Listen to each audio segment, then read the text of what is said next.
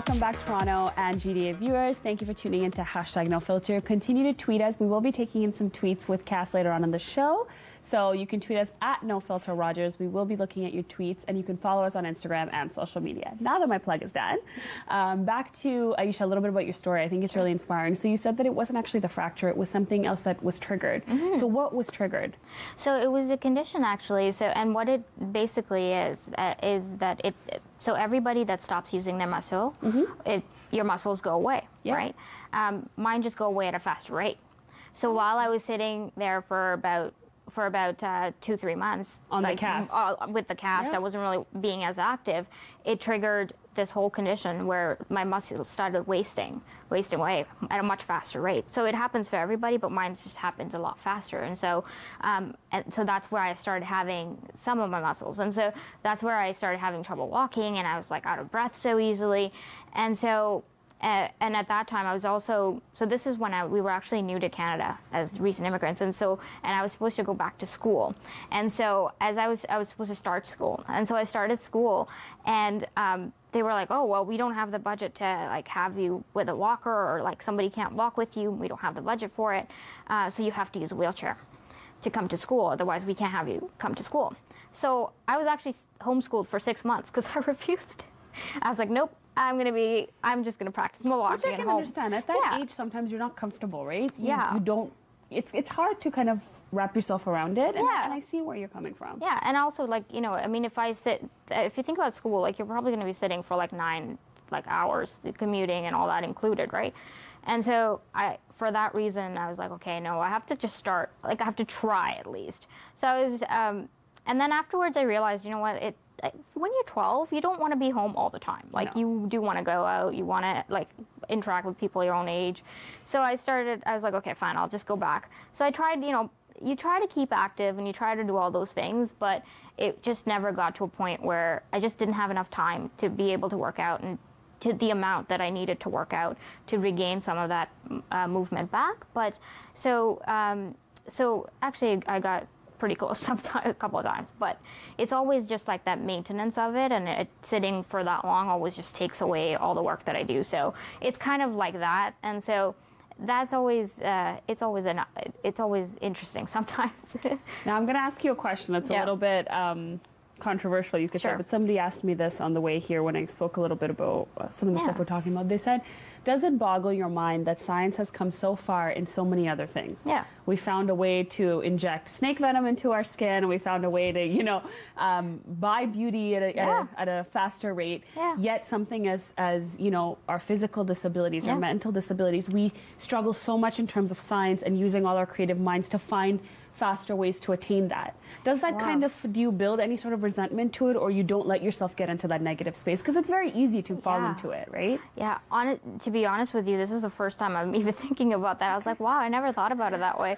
It's just, you get to a place in your life and just in your mind too, that you get to a place where you're just like, okay, this is what I got to work. This is it. These are the cards that I have, and I'm just going to work with that. So you just never even think about it. And honestly, it doesn't, to me personally, like there's things that I've gained from like having this experience. Like I've started to think about the world in such a different way. Yep. That I've never really thought about it that way, to be honest. Okay, no, that's great. I think your story has a nice, it's positive, and it's great for our viewers to know that. Yeah. So when did you start helping out? Because I know you're known as an accessibility advocate. Yeah. I love that title. I have to say, it's so empowering. I'm an accessibility advocate. That's so cool. Well, so if to get a title, I was like, oh my God, what do I do?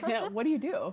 So I guess more in the, that's a great question. Sometimes I don't know how to answer that. But I mean, my day job is in HR. But I guess the accessibility advocacy piece is because as I was going through my experience of transitioning into going from somebody who's considered able-bodied to somebody who's in a chair and going through a disability, what I started realizing pretty fast is, we don't, there weren't, even here in Canada, there weren't a lot of avenues to actually connect with others, in the sense that younger folks who are also there's a lot of youth going through the same experience that I went through basically, and we just don't connect those pieces. And so, and sometimes it's just so much more helpful. There are certain things like, you know, connecting to resources or just understanding how to do certain things that you can only get from somebody who's had a lived experience of some sort. And so I got involved as a mentor and as a youth leader at Holland Bloorview, which caters to other youth with disabilities, right? So that's kind of where it started. And then this past November, actually, I had a chance to be part of the National Youth Forum to help design Canada's national accessibility legislation that'll be coming down. So there's a lot of things that we can do, and even in the workplace too, looking at mentorship of other employees with disability and making sure that, okay, we've hired some people that have disabilities, but we don't want those people to be in sort of the parking space kind of job, so they enter and then they just stay there.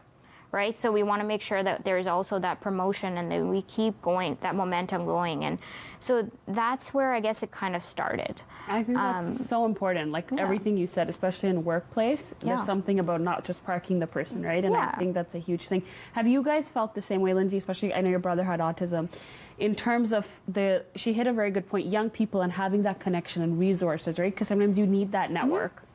Yeah, absolutely. I mean, we're very fortunate that with the autistic community, there's a lot of little groups and meetings. My brother, for example, plays on a hockey team for children with special needs, so they all get to play against other teams in the area. So there's York Region and Simcoe, and they have a lot of fun, and it's a really good way to get to going? it gets a little bit competitive, but it's a great way for them to get together and for parents to get together to talk about struggles that they go through and sort of connecting in that way. You know, you're sitting on the bench, your kids are playing. It's the best time to talk about how are you, handling this right now? How are you handling? And it's great because as a community, you feed off each other and you become so much stronger, right? Everyone wants support in some other way. What about for you? There's definitely a call for a community like that for kids, especially when I was growing up.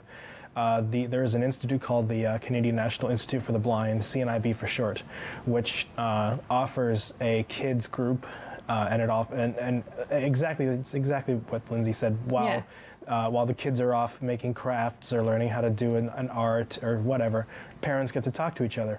But interestingly enough, one of the communities and also a lot of resources to blindness is for older people, because vision loss is going to occur to a lot of people once they get much older. And so that's what a lot of the research is going to. So it's actually kind of both ways on that one, because there's a big support system for kids and Jeff, hold that thought on the other side on the break. We're going to get a little bit more of your stories. Stay tuned, everybody.